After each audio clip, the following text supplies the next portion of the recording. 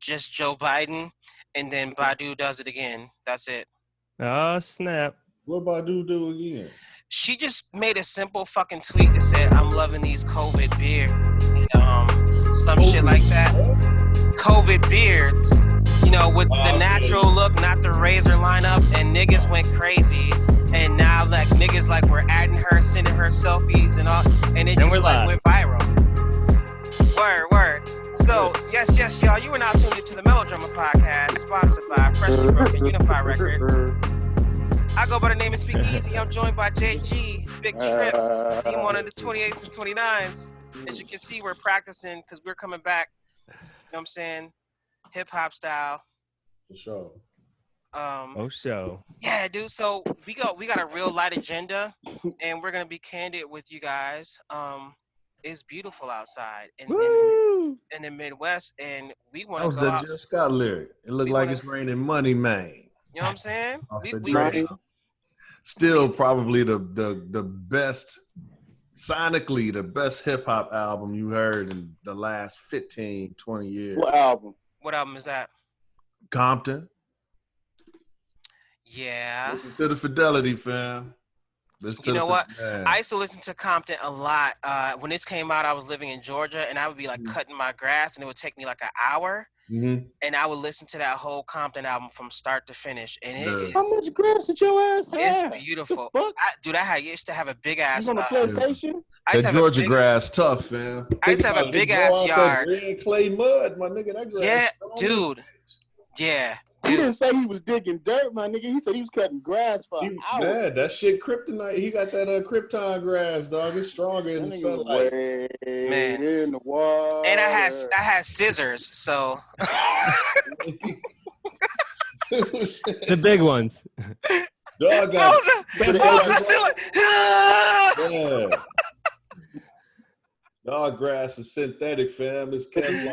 It's bulletproof. Oh man, dude. Yeah, dude. But Compton, great fucking album. It does sound good. I would also put To Pimp a Butterfly in there too, because Thundercat did a lot on there, I think. I don't like that album.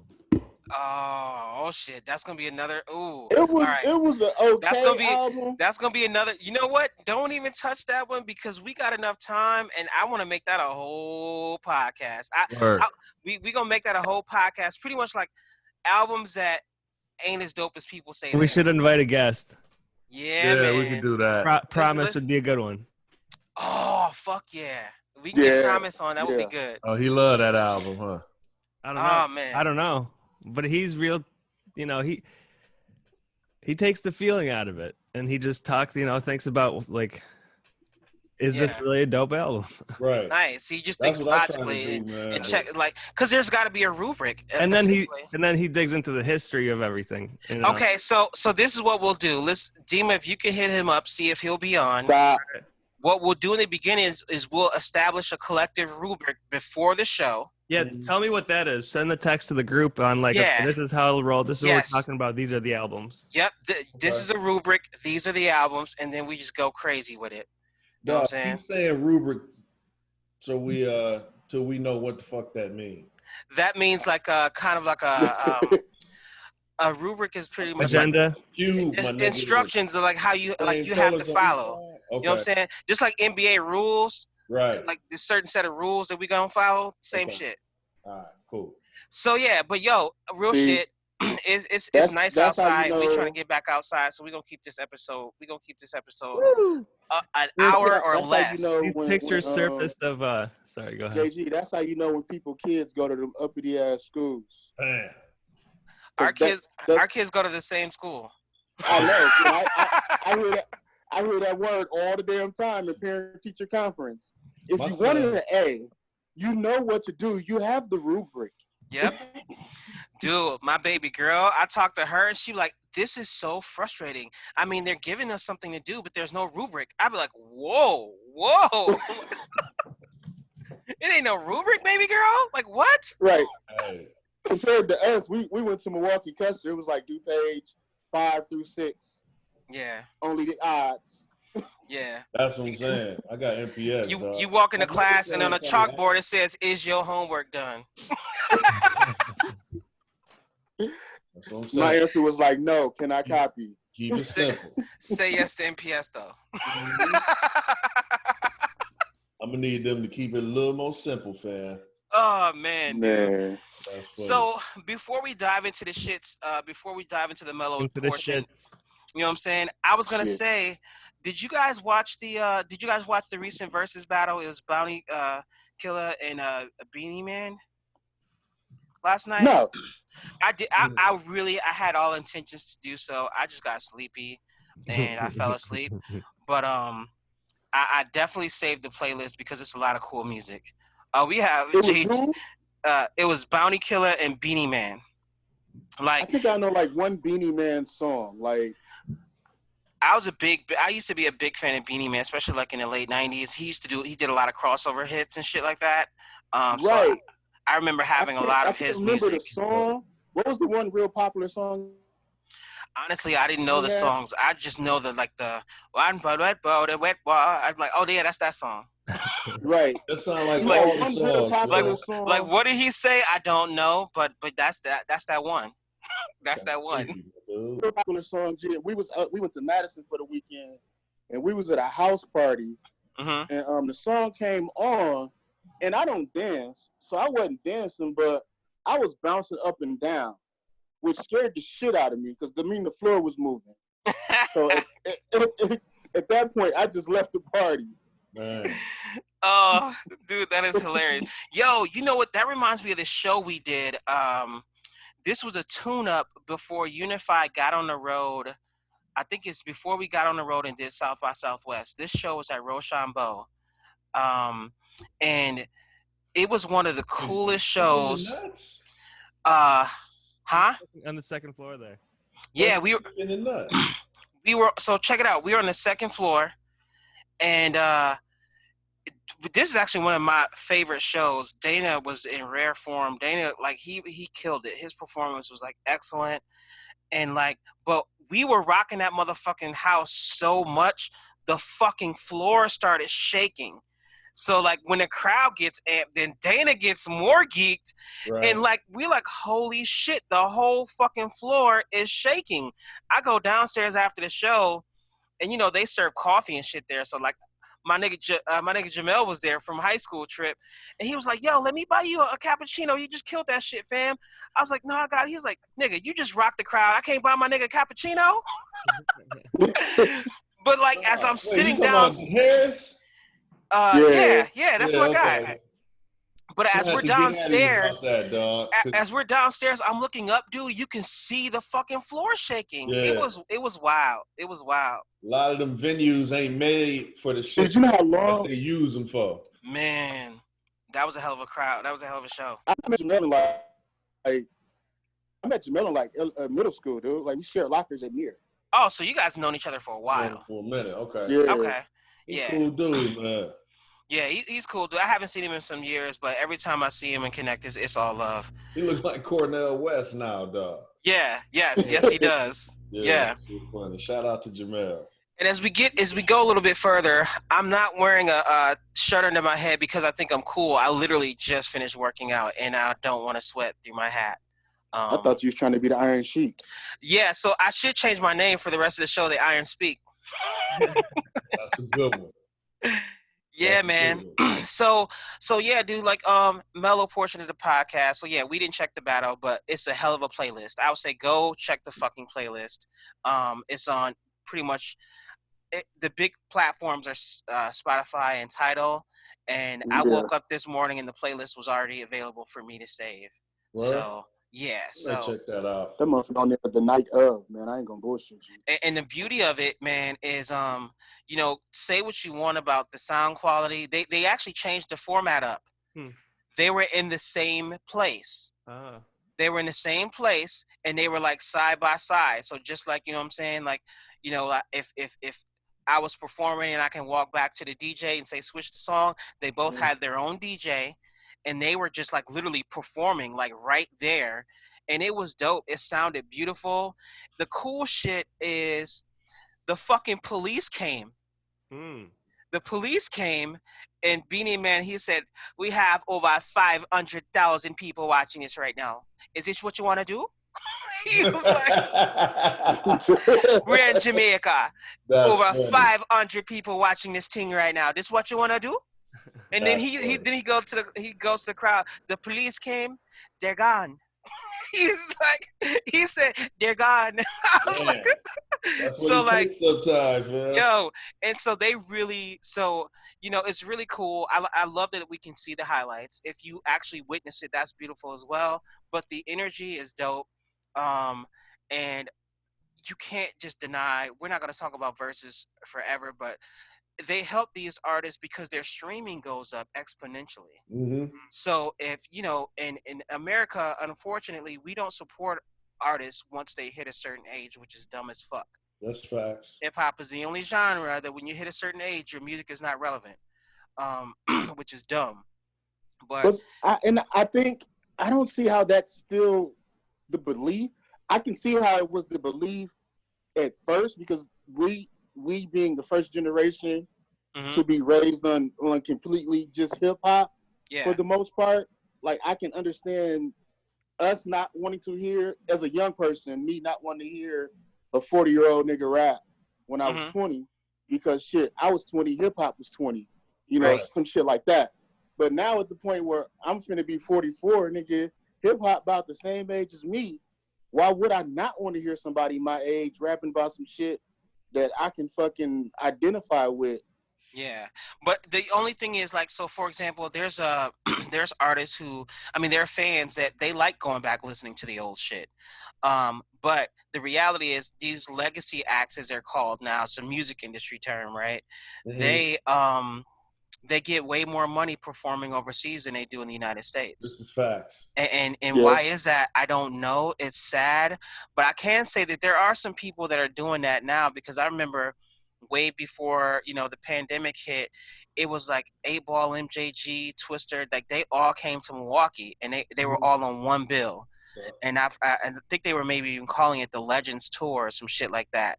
So I think they're starting to get some love from our age range, which is good. But those same acts can go overseas, and the teenagers, they just love hip hop so much. They listen to everything, and it just goes to, like, as Americans, we're very here today, gone tomorrow. We're still very, very fast food driven, like mentally, and how we consume our entertainment. Yeah, man. That's the problem is the people, fam. Yeah, dude. It all our man. It ain't just hip hop, R&B, soul. All our music is more appreciated overseas than it is here. Yeah, and one thing I did not know until I watched the Jimi Hendrix documentary. I didn't know that he was popping overseas when everybody else were popping here. Like he was popping at the same time. And you know how history writes it, you never would think that these universe were parallel. How he was popping and like the Beatles, they were popping. I think Chuck Berry and them, like, and my timeline is a little off. Quincy Jones that was going overseas. Quincy was everywhere. Quincy, he's a rare animal. I think there was a conversation between like Quincy Jones and Ray Charles, and Quincy Jones was like, "Man, you need to come overseas with me and stop playing the chitlin circuit." Yes. Yeah, Quincy. I watched that Quincy Jones documentary a while back. If you haven't, I would check it. It made me appreciate a lot of stuff that I didn't know Quincy Jones did. Yeah. From all of these soundtracks into like I'm gonna be real. I did not like Frank Sinatra at first. I didn't. Now I only like Frank Sinatra because I know Quincy did his shit. But yeah, dude, Quincy, he's a different guy, and that's why, like, when it comes to this whole versus shit, when they be talking about Diddy and Jermaine Dupri and all of that, none of these guys are even close to Quincy Jones. Oh, hell. I mean, and the closest thing to it, the closest motherfucker to it is Jermaine Dupri. And I say, Hey, Uh, that might be a now good Rick versus Rubin right doesn't there, have his dude. Rick Rubin doesn't have enough versatility in my eyes, but maybe there's some things Mhm. that I don't know that Rick Rubin did. That I could be wrong with that, but the one I think I listened to Jermaine Dupri was on, maybe it was Questlove Supreme or some interview. I was driving in Georgia and I was listening to it, and he was just saying like he doesn't view hip hop producers as competition. He was saying my gold standard, and I'm paraphrasing. He was saying my gold standard is Quincy Jones. Mhm. Like if he's done this for 50 years, I want to try to do it for 50 years. Yeah, I that mean, was Questlove. yeah, he was like, why not? I mean, he does this stuff at a high level still, and that's one of those things, and that's why become to I've come to appreciate Jermaine Dupri a little bit more, because when he has his hands in other genres of music, it still sounds good. Yeah. Other people, you can tell, oh, so and so stretched that, and it Mhm. sounds okay from a hip hop producer, but with Right. Jermaine Dupri, it's just like it's either good or it's not, and I'm he's gonna just that disagree good. with you on that, man. Just for one reason. Talk a little bit more. Just for one reason. Mm-hmm. The homie Jazzy Jeff, same thing. He hid his name though to avoid that stigma that you're talking about, because he didn't want people thinking it was a hip hop producer. What did he But produce for? dude, all of the Jill Scott, all that hidden beat shit, Jazzy Jeff did a lot of shit. That He got a included, What? he got a all second producer Jazzy name. Jeff. Yeah. Oh, Wow. What's his Jazzy other Jeff, producer man. Because name I though? He loved. used, you know what did he say? He used the name I'm going to I see if I forgot can Google it really quick. yeah, I forget the fake name he used, but if you watch the Brady Bunch, it was an episode where Marsha Brady had a boyfriend, but nobody had ever seen dude. Like whenever they come around, he had just left, that type shit. Yeah. Jeff used that dude name and ended up Wow. becoming the executive Wow. producer. So And hold on. You said the Jill Brady Scott like did Bunch? a few albums and stuff. Marsha, he did some stuff for Floetry. Matter of fact, Wow. when Michael Jackson wanted to record Butterflies, he called Jeff Wow. to get permission to use the song. Yeah, man. So, and you said the Brady Bunch. So, essentially, the first Catfish was around back then. Yeah, facts. That's what she was doing. You know, but yeah, Jeff did that. Man, hey, dude, that's But Yeah, I that the can't. interview you talking about with Jermaine Dupri, that was Questlove Supreme. I heard that same one. Yeah, I can't find. And that's where Jeff told this story too. Yeah. All right, I'm gonna go back and look at that, man. Yeah, I'm gonna go check back that and look one at out. that. And speaking of which, and what we're doing, like, we're so committed to enjoying our families and our lives, and just this Memorial Day weekend, whether you celebrate or not. Like, we literally have a timer, but I think it's just to number one, we want to encourage you to get out and enjoy things safely as Right. well. But like, so this whole podcast world has become more and more intriguing to me, y'all. Mhm. And like, you know, when you think about something that we do, and I think we're pretty good. I listen to a lot of podcasts, and I listen to us, and I love listening to our shit, and that's really weird. Maybe that's the narcissist in me, but I go back and listen to our whole show, our full shows, like a fucking listener. Mhm. But like, the king of podcasts, what I would call him, is Joe Rogan. Howard Stern. Nah, no. Howard Stern is the king of radio, but the king of podcasts is Joe Rogan. And he just signed this crazy, crazy, crazy deal with Spotify. I believe it's like 100 million or some shit. Like, he signed a fucking, because like he's so big, and I didn't even know that Joe Rogan did podcasts until maybe about 2 years ago. But he's one of those, he's been in this game for a while, but like his power is so much that, like, let's They're just so say, crazy. if he stumbled upon like the Melodrama podcast, right? Mhm. And then he would have us on, and he like invited us to the show. Literally, it would change all of our lives. Like, that's how much power this dude has in this podcast space. Yeah, Like, he booming right now. and I had no idea. I just like, I only watch his show when it's people that I like that are on his show. Mhm. And so I'm not gonna sit here and act like I'm the biggest Joe Rogan experience person. Dude, his podcast is so dope. There's a podcast that does nothing but talks about his podcast. I'm not even lying, because I was trying to find it when I had switched phones. So I was like, okay, maybe it's on Spotify, maybe it's. So I was looking, and I downloaded it, and I started playing it. And I was like, this is not the Joe Rogan show. It was a whole podcast that does nothing but break down the Joe Rogan podcast. I'm like, but I bring this conversation here because we got some sponsors. I wish. The crazy thing is, it's like water, my nigga. Well, what I do is like it's kind of it's an open conversation, because it's like, when that happens, we gotta just be ready, and we have to know our worth. Like, and a lot of people, they sign these deals, like we were talking about the two girls that had their barstool situation. We were talking about them just recently, and it's like, it's kind of like music where you don't give up your publishing type shit. But it's like, how do you make it? And it's just like, how do you make it? But then once you make it, the sky's the fucking limit, bro. Like, I mean, he signed a big deal not too long ago. What's the guy's name? He's a sports dude, but he just signed, his whole podcast network just signed a big deal. Damn. I forgot his name, and I don't want to butcher his name, but he's a former ESPN analyst, and then he left ESPN and did some other shit. But he took his black dude or white dude? White dude. Oh man, I forget his name. But Patrick?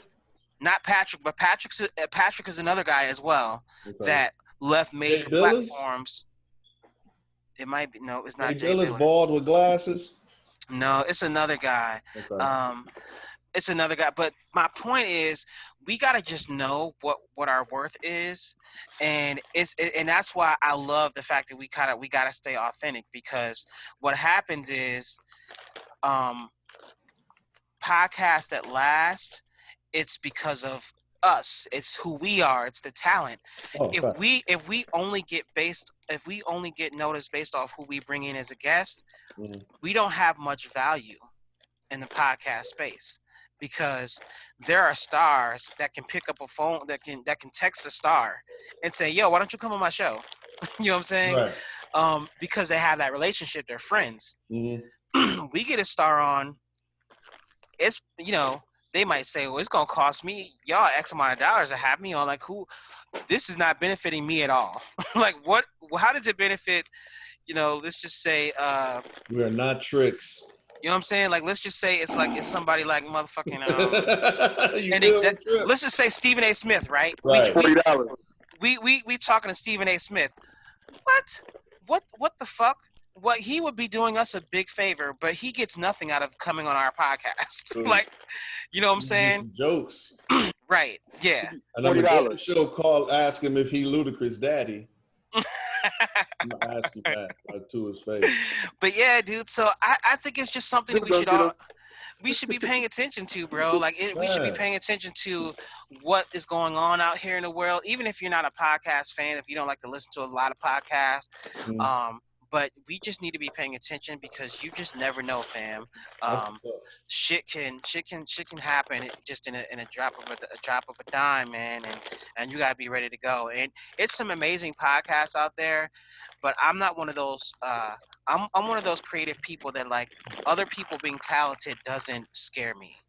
It's actually it's actually motivating. Facts. That's what it's supposed to be. Yeah, there's room for us all to succeed. And I remember, when we first came into this space, I can tell, like, there was feelings. People had feelings and thoughts about, and but we continue to show, improve, and do our thing. You know what I'm saying? You said thoughts or thoughts? I want to go to the podcast that has thoughts, man.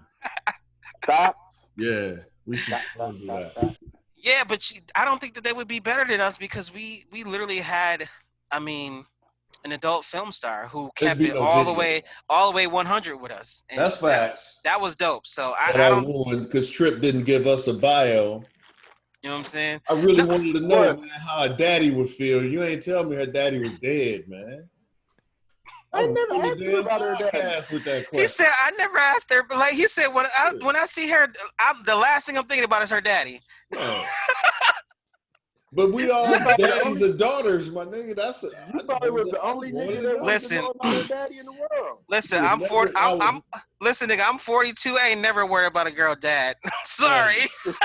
But you worried about your daughter though, man. That's what I'm saying. Like, what was that dynamic like? Yeah. You know what I'm saying? But she was like, he dead. I thought we was just gonna have fun. I didn't know we was gonna get like all show's serious over. with it. So what I'm I thought we was just gonna have fun. I didn't think we was gonna get all like serious with it. Like yeah. So that was my fault. you went, right. So it's you went my straight fault her daddy investigative dead, reporter. man. And He shit. said, "So it's my fault, her Okay. daddy." All right, man. Like I killed the motherfucker or something. I'm like, You yo, turned into you turned into Ayana and shit. I did, Tried to fam. fix their life. I was like, what's your He said, "No, turn around. We don't want to see your ass. We need to see your eyes, sis." No, we don't want to see your voluptuous breasts. shit. We Like want to that great see your. name. We You want to don't see have your do this. demeanor. You don't have to do this. You don't have to do this. There's another one. Trying to get you to know your worth. Yeah, you know what I'm saying? Oh, that shit crazy, dude. That was That funny. is- Oh, yo, speaking of crazy, dude. Apparently, we are not black, according to a white man. Ooh. Yeah. So I don't know if you've been living under a rock. A couple days ago, Joe Biden, he's enough, my nigga. he's interviewing with Charlemagne, and Charlemagne's also another one of those guys that he's like really blazing trails in this whole media space. He has his hands in a lot of different areas, and he's becoming a prominent voice for a lot of people. But so he's interviewing Joe Biden, right? And it looks like it's towards the end. Mm-hmm. And basically, Charlemagne asked him a question about like, "Yo, did he told you, nigga, our vote ain't for free?"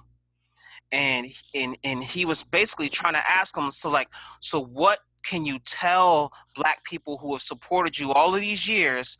What can you tell your black supporters why it would be beneficial to vote for you this time? We ain't just giving our vote away. He was very eloquent in how he asked the question.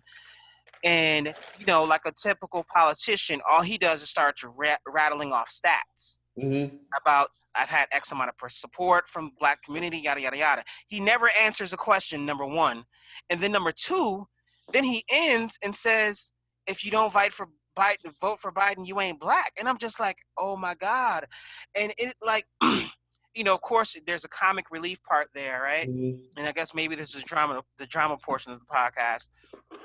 So aside from the comic relief piece, it's just like, okay, why can't politicians just be genuine? I know their answers are scripted, but you didn't even fucking answer the question, bro. You know what? I think he kind of did, though. Talk to me. Here's the thing, though, Speak. This is one critical element in there.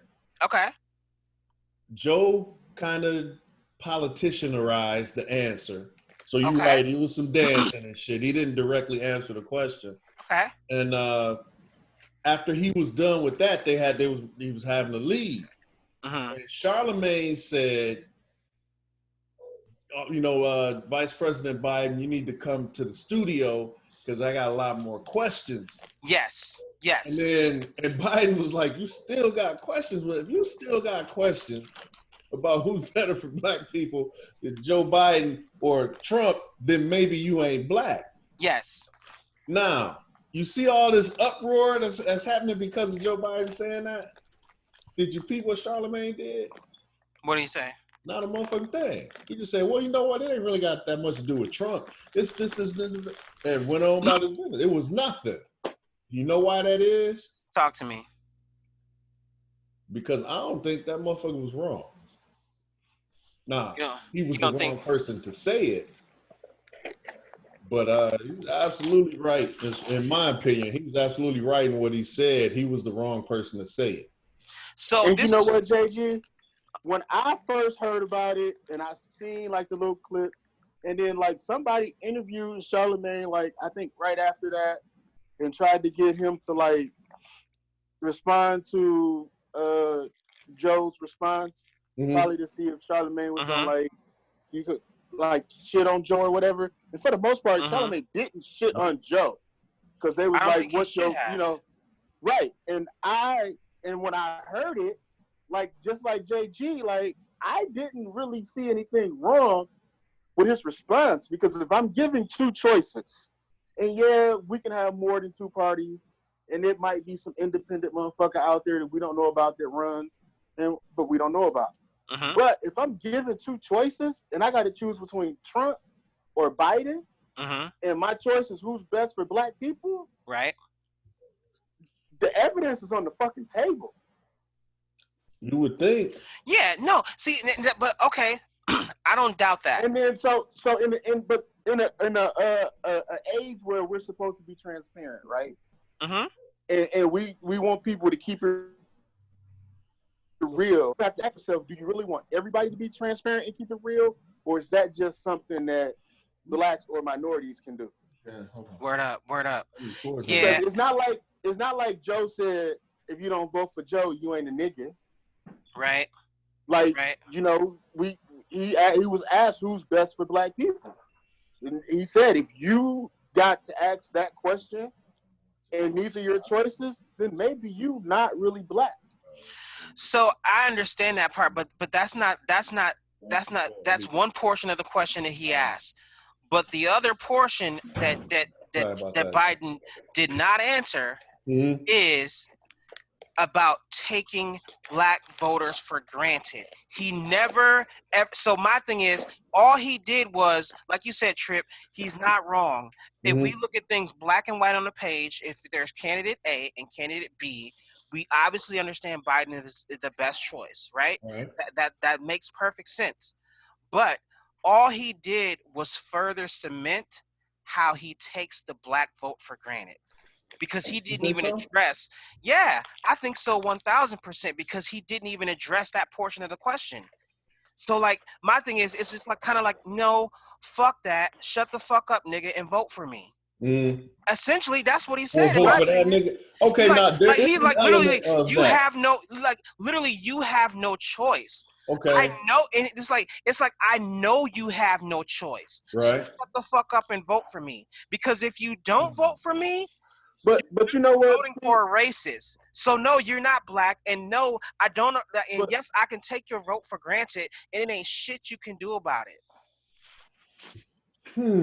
but you know what?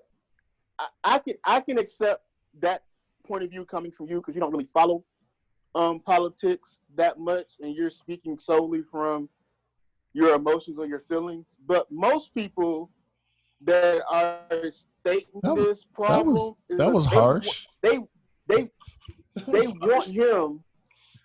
Well, speak Y'all doesn't need follow to square politics. up. Nah, dog. So That goddamn Trip. I'm not gonna box him. I'm not gonna box him. I'm just gonna tackle him. Hold on, he's I can gonna tell I'll just y'all tackle him. I'm brothers not for gonna box real, him. man. Hold on, why you gonna Sitting there tackle like- But me? look, Oh my god. because I'm not gonna try to box you, nigga. You actually run on the treadmill, nigga. I walk. He said, "Look, we can dance around this motherfucker, or I can just lift That nigga every said we gonna wrestle. thing." I gotta play to my strengths. He said, He said, "I'm here to uplift you, my brother." Yo. But what I was saying is that most people that's like taking that stance is they want Joe to come out and defend himself about policies that he signed or voted for in the past. And Right. he did He during did that in interview. that interview. Yep. He did. Right. And that's what they want. And the thing is, like JG has said thousands and thousands of times on this podcast, and I think other people have said it, but a lot of people want to negate the fact that, yeah, he signed these bills. He signed the crime bill. You know, he signed the shit with the war on drugs and all this shit. But let's stop acting like everybody did not want those bills at that time. And that's a fact, because there's even in different research that I've done, because I've tried to be as educated as possible once I knew that Bernie wasn't going to be the guy. Right. and it literally said these laws were also backed by the Congressional Black Caucus. Mm-hmm. So like it is people that call themselves leaders of the Black community. Yeah. They also co-signed these bills too. So it looks like Tripp is saying, it looks convenient to kind of put it all on Joe Biden. Right. But my thing is, he had already answered that question though, bro. He did. He already answered the question But the thing is this: if you ever got, and not saying like cheating, but you ever got caught doing something by your girl, and you ain't want to admit to it. Yeah, it was at one time. It was at one time y'all had picked me up. Don't admit to it now, fam. You was driving around, and me, you, and Tito. Or what about the one time when you got caught and you did admit to it, but the truth wasn't good enough? Yeah. Mm. And they kept asking you, but I just want to know why you did it, and you already told them why. Like no, like that. That's really, really why. Yeah. You know why the truth ain't good enough. Go ahead. That's what. Why? Go ahead. No, that's what Biden is right now. That's facts. That's what Biden is right now, and people are going to ask this question 1,000 times between now and November. Yes. It's gonna be the same question. Right. So let me throw in this and part. What they're waiting for. This is what I would say. So if I'm gonna play to, like you said, Tripp, my emotional side, I'm gonna say I want to hear him literally say, no, I absolutely do not take the Black vote for granted. Mm-hmm. He actually already released his agenda and what he wants to do. He did say that though, but better. So my thing is, so it's kind of like, and we can crucify him for that statement. If you vote for me, you ain't Black. Speak. Let me ask you this. Yeah. Is him saying I absolutely do not take the Black vote for granted? In the statement, I would not have a political career if it wasn't for the Black vote. That doesn't do it for you? Because he said that in the interview. For me, said, I would not have a political career if it wasn't for the Black vote. He said, where I come from, was it the 8th largest Black pop? Remember all of that? So how I interpreted that is I've been playing niggas. Oh, okay, I feel you. Well, you got that paranoia. I took that as like I've been taking you niggas for granted, and it's been working. Matter of fact, a nigga brought me to the White House, so it's been working. Stupid. So here's the thing. Here's the thing. It's day one. I'm a day one. I mean, he think he can just walk up to the stage and say Barack, nigga, and we just vote for him. Nah. But you know what? Here's the problem. We're trying, and not we as in us people right here on the podcast, but as the people, as minority people, we're trying to hold one person responsible for a whole party. Now, I understand that's the party he aligned with, but we can't say that. And what we're really saying is Democrats take the Black vote for granted. Which they do.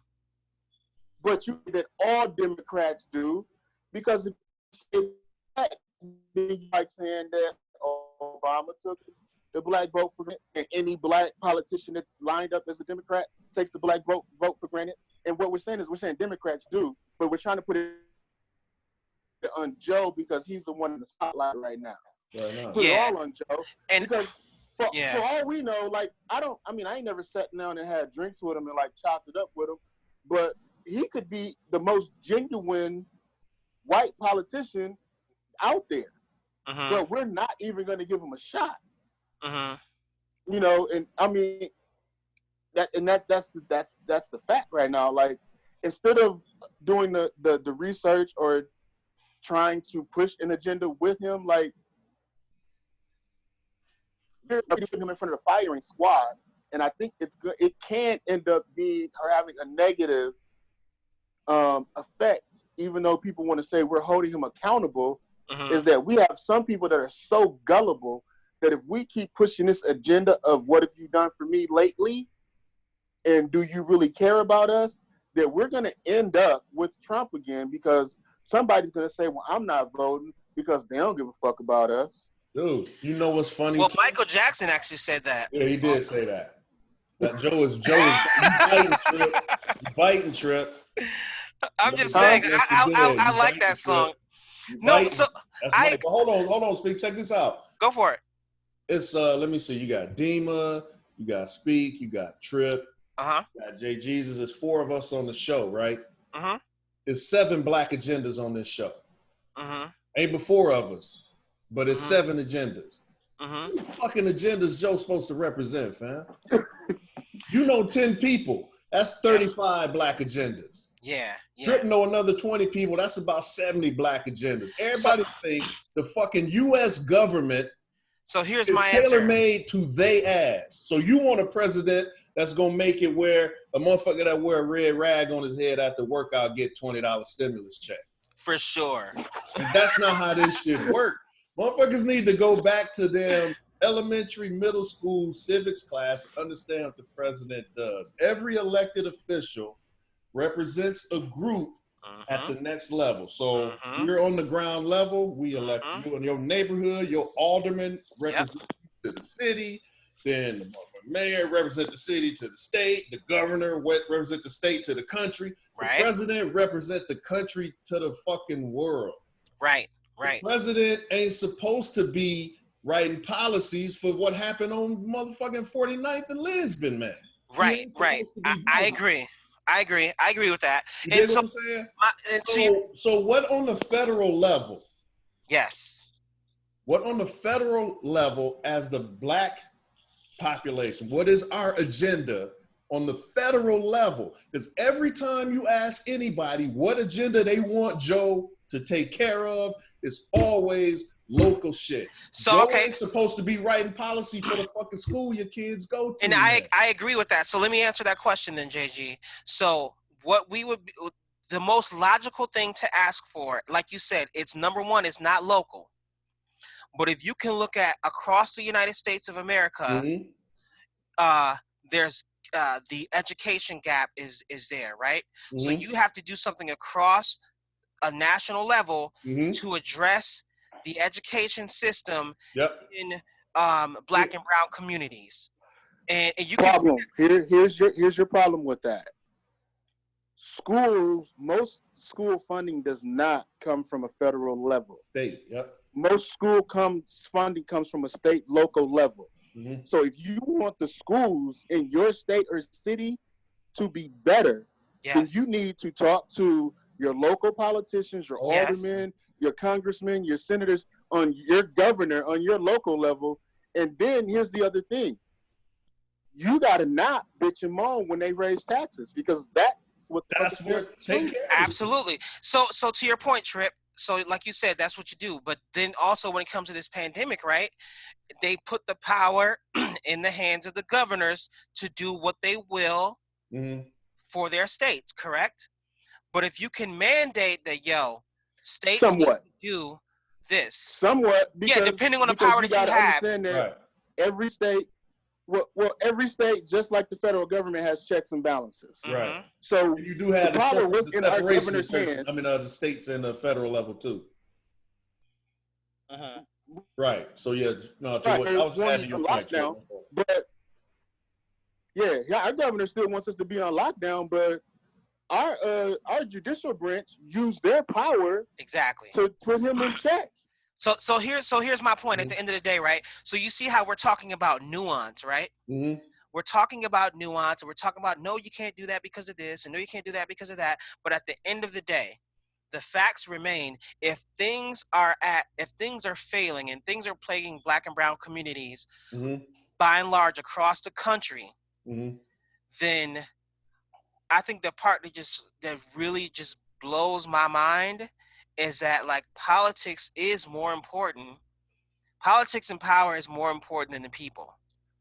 No, you got to watch, and when people start begging for federal involvement in local shit, you got to watch that, because that's a separation. That's separated for a reason. Yep, that's a because broad stroke. You don't want the federal government getting involved on all those levels, because then you'll end up back to the reason why motherfuckers came to America anyway. In the first place. Yep. So, okay, that makes perfect sense. But at the end of the day, there are people in these positions. So what happens when I'm a person, I've worked my way up to governor, or I've worked my way up to maybe I'm part of the administration that's running or whatever. So my thing is, once you get so, it seems like once you get so entrenched, this is why I like to be naive to a certain extent about politics, because I feel like once you get so entrenched in politics, and if you a blood or a crip, if you are this or that, you lose the sight of humanity. Do I want people to be better? Do I want people to be better educated? Can I do something with my job to help that? And then can the next person do something at their level to help something? And at the end of the day, the answer is no, because it's about secret. What you want, though, Speak. Hang on, let me just throw this in real quick, Trip. What you want, Speak, from your president, you don't want the president. You can't write a song that 330 million people are gonna like. Right. You just can't do that. Right. You know unless you're like crazy like MJ, some people. Right. Your president doesn't write laws. Right. For you. Correct. His job is to basically dictate. He's supposed to unify, get the governors to come together. Right. He brings in the governors. This is what we want to do. Can we work this out in your state? That's where he goes. Yes. Then the governors go back to their states and delegate to the cities. So he's actually supposed to be, you want a guy in there that can work with all these other states. Absolutely. But you don't necessarily, man, you can't be voting for the president, man, and we that messed up your granny credit and shit. That's not what the fucking president do. I agree, but you're right. But the thing is, everybody, but everybody isn't though. And I get those type of people, like you said. They think that Trump is supposed to fix what's happening on Lisbon. That's a large group of people in real life. Yep. I know I'm not as well educated in politics, but one of the things that I do know is that yes, it does. We talked about this when we were still in studio. We talked about, this shit start local, y'all, and instead of like this time you just described it from the top down. It was another podcast where both you and Trip described it from the bottom up. So what we would need. You know why we don't get, and maybe it's just, and I'm not gonna say maybe, with politics in Wisconsin is really distorted, and the reason is, and that's the reason we don't get a lot of the progress or success that we're looking for. And the reason I say that is when you look at Wisconsin politics and Milwaukee politics, no state keeps mayors and governors in office as long as we do. Facts. The mayor turnover in other cities, in other states, is like every couple years. You'd think them motherfuckers got terms and they term limits, and they don't. But yeah, you're right. So it's in other states is you get in and you put up or shut up because we're not going to keep you in. Whereas look, everybody complains about Barrett, but he just won again. Yep. Yeah. Norquist was the fucking mayor to most of my childhood until he got caught up in a scandal and resigned. If he never got caught up. You know why the problem is too? Right now. Barrett, the problem with Barrett, the reason why the shit persists in Milwaukee is because Barrett hasn't figured out a way to endear Milwaukee to the rest of the state. Milwaukee, like the fucking abused, what they call it, the redhead stepchild of Wisconsin. Milwaukee literally is the black sheep. When you go out of Milwaukee, literally, Milwaukee is the black sheep because fuck Milwaukee. It is. It totally is. So my thing is, you just bring up a great point, right? So if we were an activist organization and we talk about dismantling systemic oppression, Trip just highlighted as something that I've never heard people say. Yo, why don't we look at these mayoral terms? Like, I've heard some very well-educated people who live and breathe this politics shit, specifically in this Wisconsin area, but people don't say what Trip just said. And I'm like, yo, that's how, and I think what it's going to take for us to be able to, because my thing is, I'm like, if my children decide to come back here and my other children decide to stay here, I want them to be able to have something decent. Right. But it's like, if you're going to empower the next generation, like I'm a board member of an organization where there's a bunch of young people and they had it. They've had it with all the bullshit, and they're educating themselves in like late teen years about this very shit that we're talking about. They're educating themselves, and they're able to better hold people in power accountable. So it's actually exciting. Yeah. But it's like we got to be able to do things like that, and just the different ideas that you guys are bringing to the table. That's what it's going to take. And then when we go all the way back up to the scale, and it's like, okay, we know this person's only going to be able to do that. And I think just educating people of color of the shit that we just talked about on this show. Do you know the president's job is not to fix Milwaukee? Like, just break it down. Because like I'm thinking back to civics class, and no disrespect to our civics teacher or none of that shit.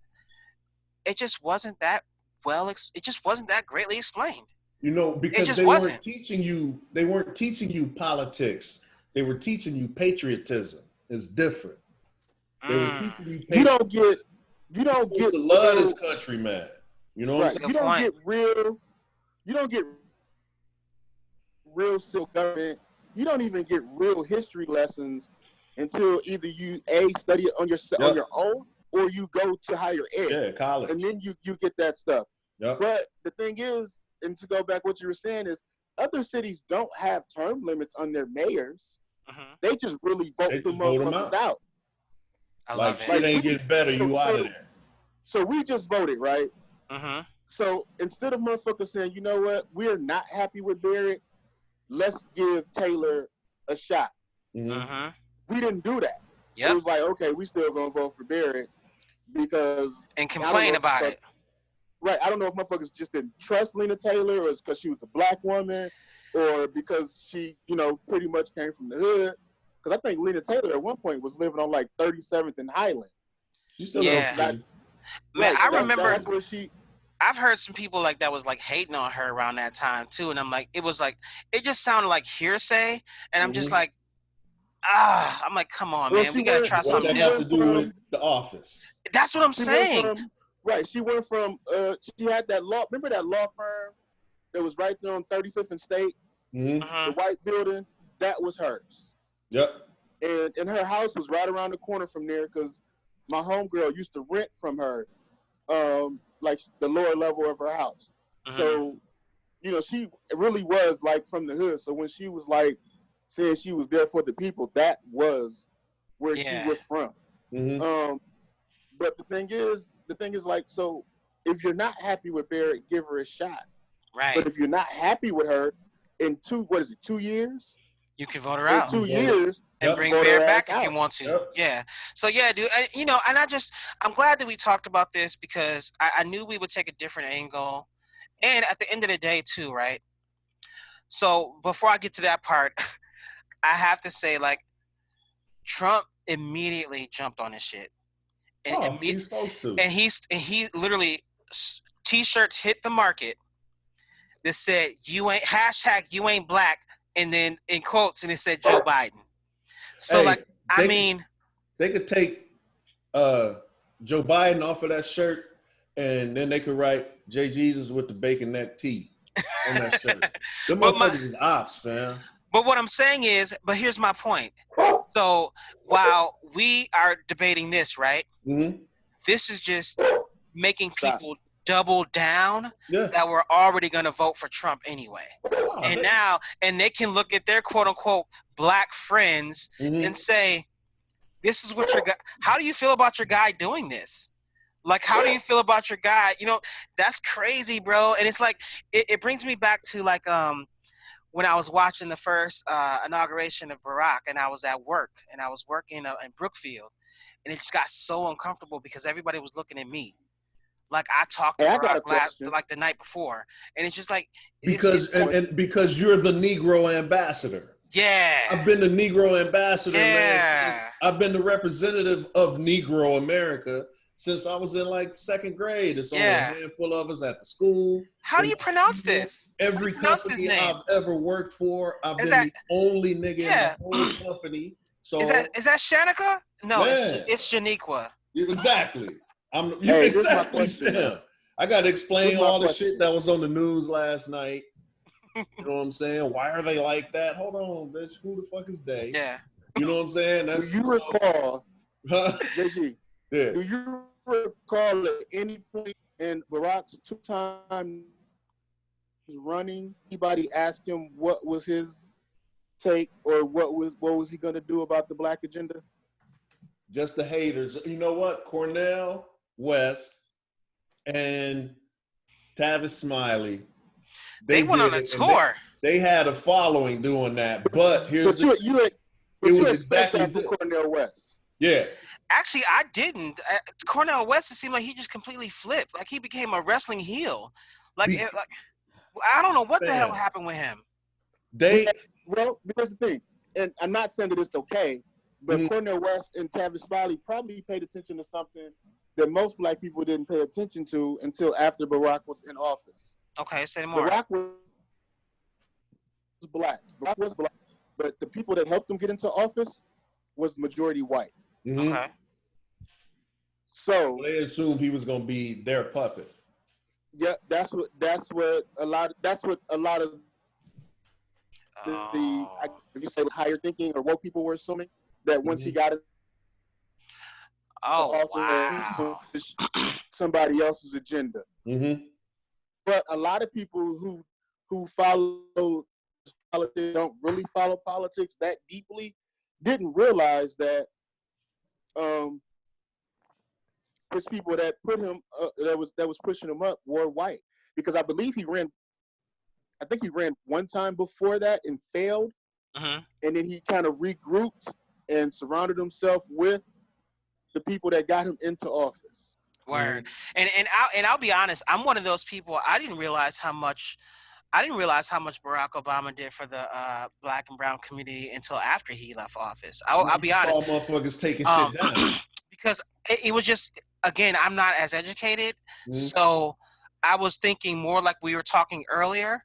I was thinking on a local level, and because I'm living in this vacuum, I didn't realize until, like, seriously, yeah, I did not realize until he left office all the things that he did for the community, and then how he did it with all those odds stacked against him. And I've come to just really appreciate that administration even more so, and then especially with this current administration, it's like, wow. And that for me is like one reason that I can look at Joe Biden. I'm finna say Joe like he my guy and shit.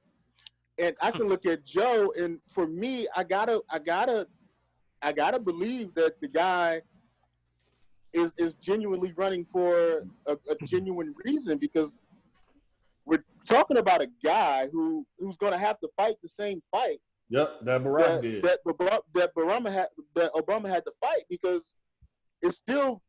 That's a great point. That's a very good point. A Republican House and Senate, and we're talking about a dude that for 8 years watched Obama Holy fight. Shit. Yep. Holy shit. And to decide that, you know what, yeah, I know that it's a fight, but I'm still gonna step in the ring.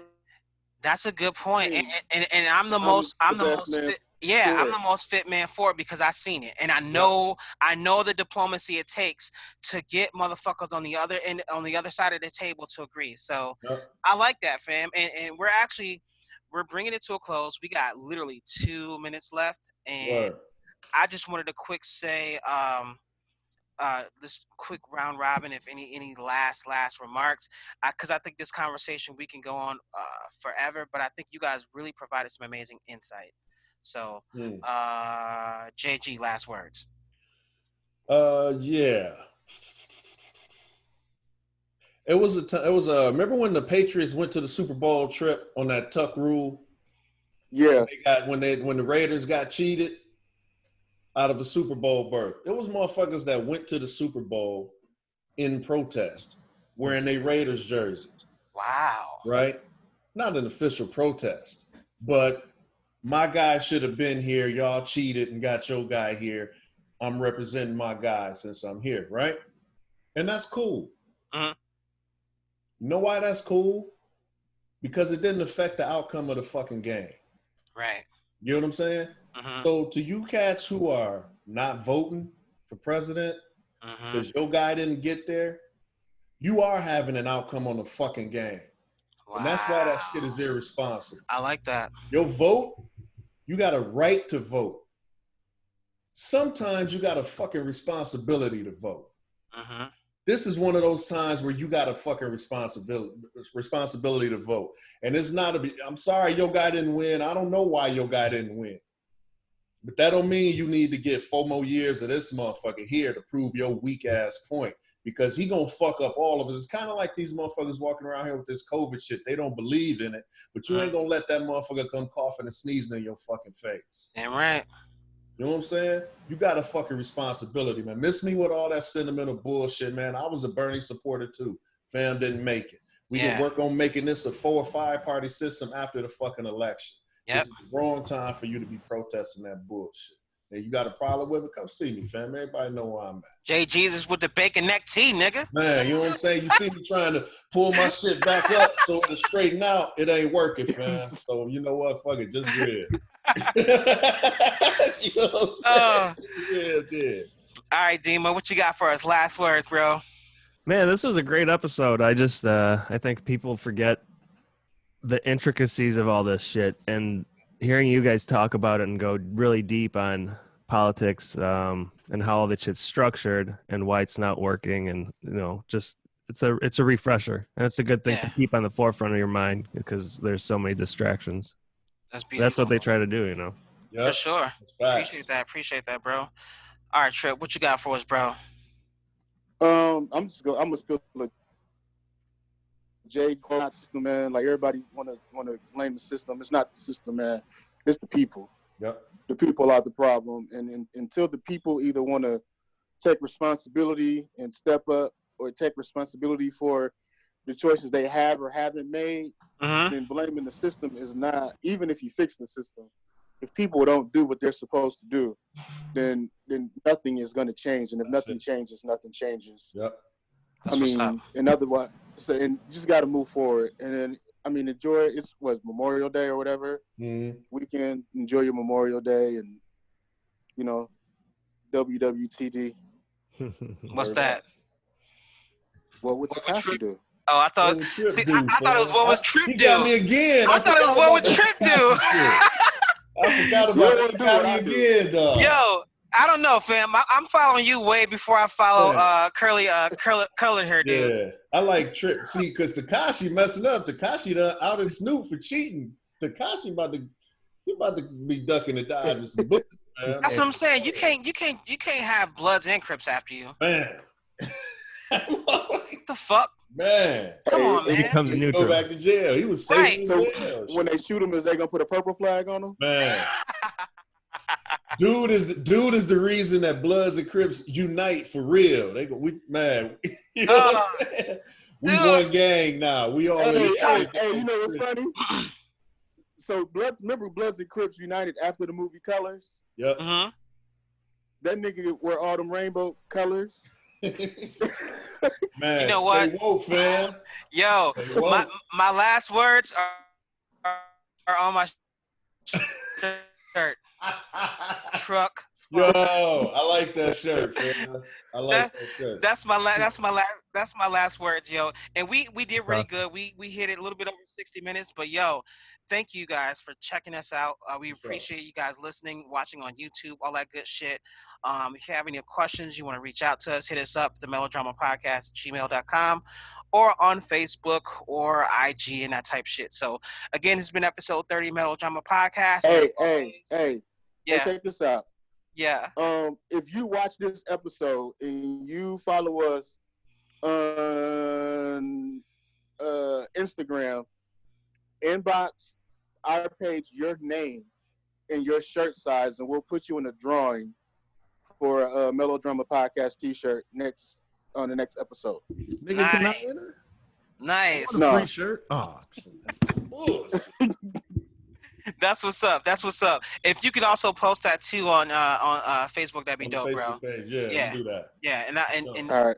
Yeah. So again, guys, thanks so much. Well, I'll just post this episode because you gotta watch it to get to and the listen end. to Otherwise, it. I love it. Otherwise, I love it. Put a question with it, Truck. It's a huh? put a question with a Trip. not- Just it's be not a like, how did Trip speak on this episode? And then see. You know what? And speaking of which, why don't you close out? Why don't you end us with the last words, Trip? Do you know the punch out line? You hit us with it. We care less, but we give a fuck about you. Pretty close. And some shit like Oh, that. my nigga. He said, Fuck the hoe. he said, I want to smack your ass, but I'll rub it to make it feel better. Like that, mommy. Yeah, dog. All those calling here for my daddy. Get off his dick. Like that, mommy. All right, y'all. We out of here. Peace. We out. You niggas crazy as hell, man.